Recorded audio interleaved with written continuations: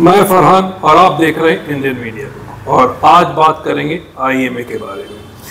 IMA का काफ़ी दिनों से हमने कुछ न्यूज़ नहीं बनाया है। उसका रीज़न यही है कि कुछ खास इंफॉर्मेशन आता नहीं है, कुछ ज़्यादा प्रोग्रेस होता नहीं है। ऐसा नहीं है कि बहुत सारी चीज़ें बिक गई हैं और पैसा आ चुका है और डिस्ट्रीब्यूशन के लिए तैयार है, ऐसा कुछ होता नहीं है। क्योंकि उसके रीज़न बहुत सारे हैं। जब चीज़ें आपके हाथ से निकल जाती हैं और ऑक्शन के लिए जाता है और ऑक्शन होता है लेकिन प्राइस नहीं मिलता है, कोई ऑब्जेक्शन लग जाता है, तो ऐसे सारी चीज़ डिले होकर अभी तक प्रोसेस काफ़ी स्लो है। इसलिए कुछ बताने के लिए नहीं था कि कुछ प्रोग्रेस हो तो आपको भी लगे कि उम्मीद हो तो आपसे बात करें, लेकिन कोई उम्मीद नज़र नहीं है, इसलिए हम बात नहीं की। आज बात करने के लिए इसलिए मैंने सोचा कि दो आईपीएस ऑफिसर हैं, एक है अजय हिल्लोरी और दूसरे हैं हेमंत निम्बालकर। तो बात यह कि इन दोनों को कोर्ट ने रिलीफ किया है, जो जाकिर भाई इसके बारे में डिटेल देंगे। जाकिर भाई, बेसिकली क्या हुआ, इनके ऊपर क्या केसेस थे और क्या रिलीफ मिला? जी, जब आईएमए केस सामने आया था, बहुत सारे एलिगेशंस लगे थे पॉलिटिशियंस के ऊपर और पुलिस ऑफिसर्स के ऊपर, मतलब हाई रैंकिंग पुलिस ऑफिसर्स के ऊपर, और बहुत सारे थे। कुछ लोग जेल भी गए थे, कुछ लोग सस्पेंड हुए थे और कुछ लोगों के अगेंस्ट इंक्वायरी चालू था and they were still continuing as उनका रोल जो भी था डिपार्टमेंट में ही थे, सस्पेंड नहीं हुए थे लेकिन इंक्वायरी चल के था। एंड वी ऑल्सो नो कि एक IPS officer had also committed suicide, उनका नाम आईएमए के केस में आया था। सो दो लोग हैं, जैसे आपने कहा, एक आईपीएस हेमंत निम्बालकर है एंड देयर इज आईपीएस हिल्लोरी। तो इन दोनों को कोर्ट, एक तो कर्नाटक गवर्नमेंट ने इनको क्लीन चिट दिया है। इनका हेमंत निम्बालकर की पहली बात करते हैं तो इनके अगेंस्ट एक इंक्वायरी बैठी थी। इनकी एलिगेशन ये था कि जब ये आईपीएस ऑफिसर थे तो इनके पास रिपोर्ट आई थी आईएमए के खिलाफ। So there were lot of allegation जब आईएमए चलने के था, तो इनके पास रिपोर्ट आई थी and he gave a clean chit. मतलब इन्होंने रिपोर्ट में ये लिखा था कि आईएमए में कुछ ये नहीं है, फ्रॉड कंपनी नहीं है, ठीक ठाक कंपनी है, तो इन्होंने पास कर दिया था। ये एलिगेशंस है। तो इनके ऊपर एक इंक्वायरी बैठी थी। So that inquiry has been going on for the past 2-3 years, जब से भी आईएमए का केस बना है। तो अब रिपोर्ट आया है कि the government has CBI found that इनकी एलिगेशन जो भी इनके खिलाफ है इट वाज अनट्रू, और गवर्नमेंट ने उस केस को बंद कर दिया क्योंकि बहुत सालों से चल रहा था। And Hemant Nimbalkar had also approach the higher court, high court को अप्रोच किया था कि मेरे अगेंस्ट जो केस चल रहा है उसको क्लोज कर दो। तो इंक्वायरी बिठाई गई थी एंड नाउ दे फाउंड कि इनके अगेंस्ट जो भी एलिगेशन थे वो गलत एलिगेशंस हैं, तो इन्होंने क्लोज कर दिया। सिमिलर थिंग विद हिल्लोरी ऑल्सो, आईपीएस ऑफिसर जो हैं, इनके अगेंस्ट एलिगेशन ये था कि इनके पास इंफॉर्मेशन थी कि ये फ्रॉडुलेंट कंपनी है, लेकिन उस इंफॉर्मेशन को अपने हायर अथॉरिटी को इन्होंने पास किया नहीं था या डिले किया था, जिसकी वजह से IMA continue to operate. So similar allegation, तो वो भी रफा दफा कर दिया गया है। तो उनके अगेंस्ट भी जो चार्जेस थे, एलिगेशन थे, उसको भी हाई कोर्ट ने क्वॉश कर दिया है। So these are the 2 cases.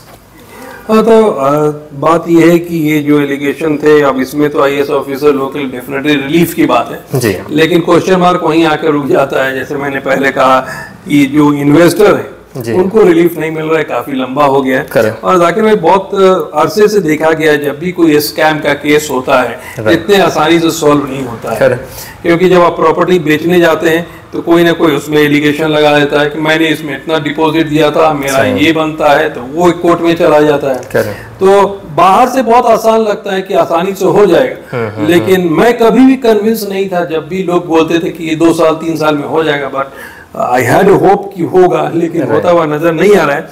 तो हाँ, बस जो भी एलिगेशन जिसके ऊपर भी थे, एक करके सबके एलिगेशंस हट जा रहे हैं। पॉलिटिशियंस तो पहले ही निकल गए थे। जिसके ऊपर एलिगेशन था, इतने बड़े बड़े एलिगेशन थे, वो सब आराम से हैं। अब आईपीएस ऑफिसर जिसके अगेंस्ट एलिगेशन है वो भी even they will go about with the business. सिर्फ आखिर में जैसे हमेशा होता है, जो इन्वेस्टर्स हैं वो अटक जाते हैं, उनके पैसे अटक गए, सो वो बीच में लटक के रहते हैं। आज एक किसी का फोन आया, बोले कि अब तो कांग्रेस की गवर्नमेंट आ गई है, मुस्लिम जो एमएलए थे उन्होंने बहुत सारे ने वादा किया था कि जब हमारी गवर्नमेंट आएगी तो हम कुछ करेंगे। जस्ट टू पॉइंट आउट, ये वही मुस्लिम एमएलए हैं जिनके ऊपर एलिगेशंस भी हैं। नॉट एवरीबॉडी, इसमें है मुस्लिम एमएलए जिनके ऊपर एलिगेशंस है आईएमए के और दूसरे कंपनीज के भी एंड वक्फ बोर्ड का भी। So let's not go with MLA क्या बोलते हैं वो क्या बोलते हैं, this is my personal opinion.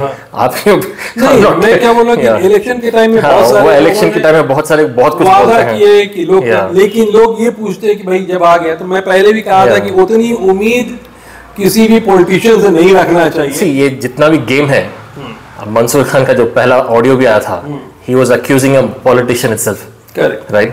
तो उसने ये भी कहा था कि पॉलिटिशियंस की वजह से कंपनी डूब गई। अब उसमें कितना सच है नहीं मालूम, लेकिन इंक्वायरी तो है, एलिगेशंस है, उनके रेड भी हुआ है। ईडी के रेड्स हैं, सीबीआई के रेड्स हैं, दे हैव बीन क्वेश्चनड।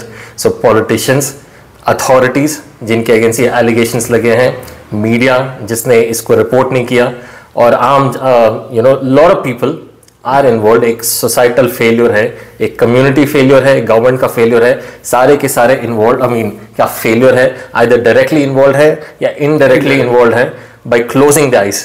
कुछ लोग सपोर्ट करके इन्वॉल्व है, कुछ लोग अपने आंखें बंद करके इन्वॉल्व है। So it's a complete failure. I mean we can't, अब क्या करें जी। अब बात यह है कि अब ये हुआ फेलियर, लेकिन जो उम्मीद लोग लगा के रखे हैं, मुझको कभी भी इतना कन्विंस नहीं हो पाए कि इतना आसान है कि लोगों को पैसा वापस मिल जाएगा। एडवोकेट ताहिर भी काफी हमेशा बोलते रहे कि 50% तो एटलीस्ट मिल जाएगा, लेकिन मुझे कभी भी कन्विंस नहीं हुआ था। क्योंकि देखिए कोई सामने आके खुल के बात नहीं करता है। और जहां तक मैं लगता हूँ कि कुछ लोगों के पास अगर पावर भी हो, तो जब चीजें कोर्ट में चली जाती है तो वहां पे आप फिर किसी चीज को इन्फ्लुएंस नहीं कर सकते। अब आप ये बोल सकते हैं कि स्पीड अप करा सकते हैं, प्रोसेस में थोड़ी तेजी ला सकते हैं कि क्यों स्लो हो रहा है, ये सब किया जा सकता है, जो कि बहुत सारे पॉलिटिशियन के हाथ में हो सकता है। Political conspiracy, I am sorry to cut you off again, जब पॉलिटिशियंस, बहुत सारे पॉलिटिशियंस खुद इन्वॉल्व होते हैं कंस्पिरेसी में, if they have received paybacks, we all know कि मंसूर खान किस किस को मुंह में निवाला रखा है।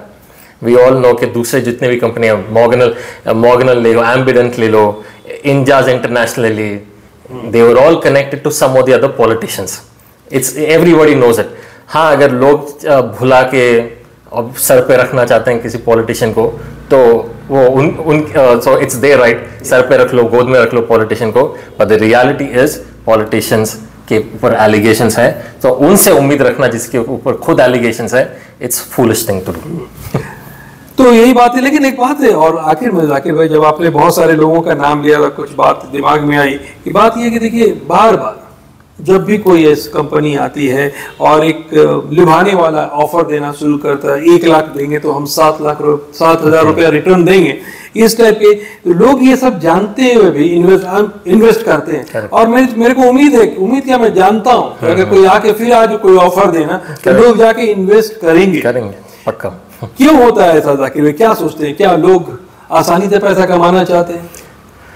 हाँ, आसानी से पैसा कमाना चाहते हैं। अब ये जो लोग जो थे इसमें जो इन्वेस्ट किए थे, it was not just IMA, right, एक क्लोज टू 20 कंपनीज थे जो इस्लामिक इन्वेस्टमेंट, हलाल इन्वेस्टमेंट के नाम पे मुसलमानों को चूना लगाई रही थी। हीरा गोल्ड एंड बहुत सारे जो दूसरे कंपनीज के नाम लिए, ये सारे कंपनीज हैं। ये I mean if most of these investors they have not invested in जो रेगुलर म्यूचुअल फंड्स हो, स्टॉक मार्केट हो, उसमें ये इन्वेस्ट नहीं करते। These are people, most of them have little financial education. इनको बहुत सारे लोग ऐसे हैं जो जाहिल टाइप भी रहते हैं। Some of them are educated, लेकिन financial education नहीं रहती। ये सिर्फ ये देखते थे कि अच्छा बगल वाले को कुछ रिटर्न्स आ रहा है, तो उसके उम्मीद पे they started doing it. ये भी गलत है कि some people tell के इस्लामिक के नाम को देख के वो चले गए। It's not true.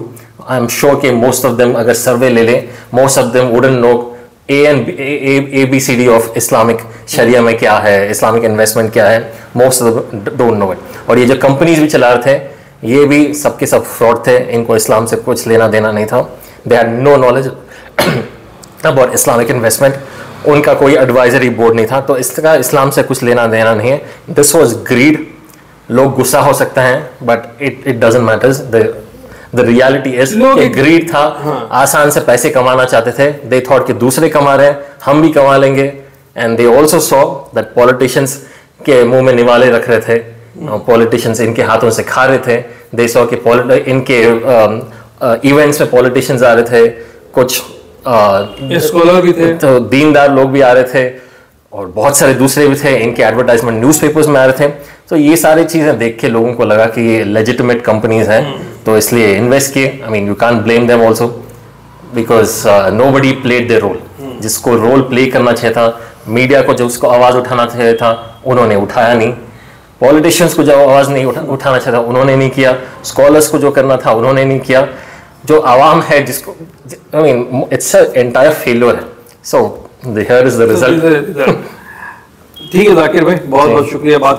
बात यही है कि इंतजार कीजिए, अभी तक हम करते आ रहे हैं। जब टाइम आएगा और कुछ कॉन्क्रीट बातें सामने आएंगी कि उम्मीद हो जाए कि आपको कुछ पैसा मिल रहा है और गवर्नमेंट से कुछ ऐसे इंफॉर्मेशन आएंगी, तो डेफिनेटली हम आप तक पहुंचाने की कोशिश करेंगे। Thank you so much watching Indian media book.